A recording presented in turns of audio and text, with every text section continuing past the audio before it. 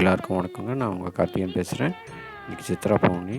எல்லார் மாதிரியும் நானும் வீட்டில் சாமி கும்பிட்டுட்டு இன்றைக்கின்னு இல்லை, நான் எல்லா வெள்ளிக்கிழமையிலையும் கோவில் போகிறது வழக்கம். அதுபோல் தான் இன்றைக்கும் கோயில் போயிட்டு சாமி கும்பிட்டு வண்டி எடுக்கலாம்னு போனேன். அப்போது திடீர்னு ஒரு எண்ணம், இங்கே தானே சேலம் ஸ்டீல் பிளான்ட் கிட்ட முருகன் கோயில் ஒன்று இருக்குது, போய் நமக்கு இன்றைக்கி லீவ் வேறு, போய் பார்த்துட்டு வரலான்ட்டு நினச்சேன்.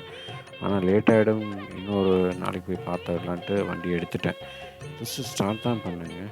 அப்போ திடீர்னு ஒரு குரல், பார்த்தா ஒரு அம்மா, "தம்பி, என்னை கொஞ்சம் அந்த ஸ்டீல் பிளான்ட் ரோட்டில் விட முடியுமான்னு?" கேட்டாங்க. எனக்கு ஒரே ஆச்சரியம். சரின்னு சொல்லிவிட்டு அவங்கள வண்டியில் ஏற்றிட்டு மூவ் பண்ணேன்.